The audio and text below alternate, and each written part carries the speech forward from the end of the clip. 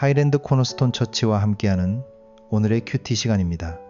7월 10일 금요일 오늘의 말씀은 출애굽기 35장 20절부터 29절입니다.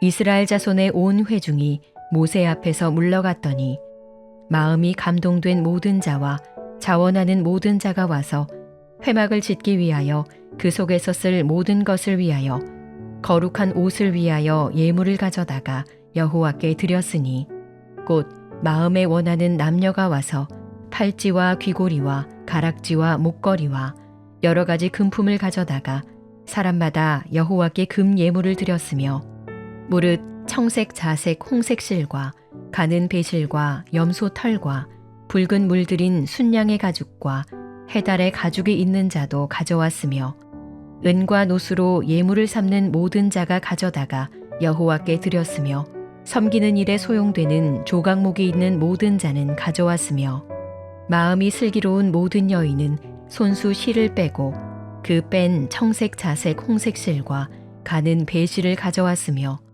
마음의 감동을 받아 슬기로운 모든 여인은 염소털로 실을 뽑았으며 모든 족장은 호마노와 및 에봇과 흉패에 물릴 보석을 가져왔으며 등불과 관유와 분향할 향에 소용되는 기름과 향품을 가져왔으니 마음에 자원하는 남녀는 누구나 여호와께서 모세의 손을 빌어 명령하신 모든 것을 만들기 위하여 물품을 드렸으니 이것이 이스라엘 자손이 여호와께 자원하여 드린 예물이니라. 출애굽기 35장은 성막을 만들기 위해 백성이 예물을 드리는 장면입니다. 하나님은 이미 성막의 모양과 기구와 제사장의 옷에 대해 말씀하셨습니다. 그리고 금송아지 사건 이후 깨진 언약을 다시 회복해 주셨습니다. 이제 그 회복된 백성이 하나님께서 거하실 성막을 위해 자신들의 것을 드리기 시작합니다. 오늘 본문에서 반복해서 나오는 표현이 있습니다.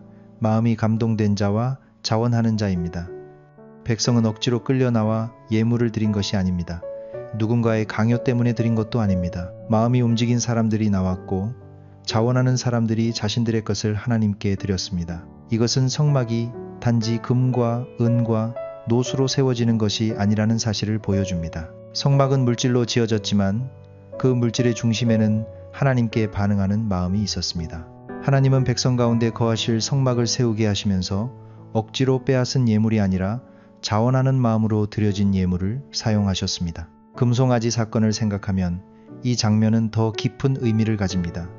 얼마 전 백성은 금을 가지고 우상을 만들었습니다. 하나님을 기다리지 못한 마음이 금송아지를 만들었습니다.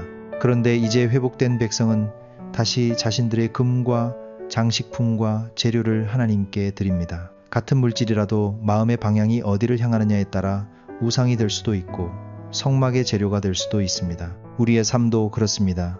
우리가 가진 시간, 재능, 물질, 힘은 그 자체로 선하거나 악한 것이 아닙니다. 그것이 무엇을 위해 사용되는지가 중요합니다. 내 불안을 달래고 내 욕심을 세우기 위해 사용되면 우상의 재료가 될 수 있습니다. 그러나 하나님께 드려지고 하나님의 뜻을 위해 사용되면 거룩한 섬김의 재료가 될 수 있습니다. 오늘 본문은 우리에게 무엇을 드리는가 보다 어떤 마음으로 드리는가를 먼저 묻게 합니다. 하나님은 단지 많은 것을 원하시는 분이 아닙니다. 하나님은 자원하는 마음을 기뻐하십니다. 억지로 하는 섬김은 오래가지 못합니다. 비교하며 드리는 헌신은 쉽게 지칩니다. 사람에게 보이기 위한 봉사는 마음을 메마르게 합니다. 그러나 하나님께 받은 은혜의 마음이 움직여 드리는 섬김은 하나님 앞에서 귀하게 사용됩니다. 성막은 하나님께서 백성 가운데 거하시기 위한 자리였습니다. 그런데 그 성막을 세우는 일에 하나님은 백성의 자원하는 마음을 사용하셨습니다. 하나님은 혼자 모든 것을 하실 수 있는 분이지만 은혜를 받은 백성이 그 은혜에 반응하여 드리는 것을 기뻐하십니다. 회복된 백성은 더 이상 자기 손으로 우상을 만드는 사람이 아니라 하나님께서 거하실 자리를 위해 자신을 드리는 사람이 됩니다. 오늘 말씀 앞에서 우리도 돌아보아야 합니다. 나는 하나님께 무엇을 드리고 있습니까?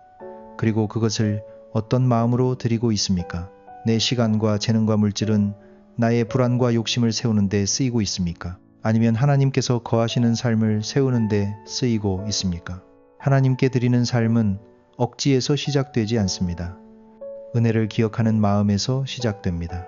하나님께서 나를 다시 받아주셨고 깨진 자리에도 다시 말씀을 새겨주셨고 나와 동행하기를 원하신다는 은혜를 알 때 우리의 마음은 하나님께 드리기를 원하게 됩니다. 오늘은 하나님 앞에서 내 마음의 방향을 살피는 하루가 되기를 바랍니다.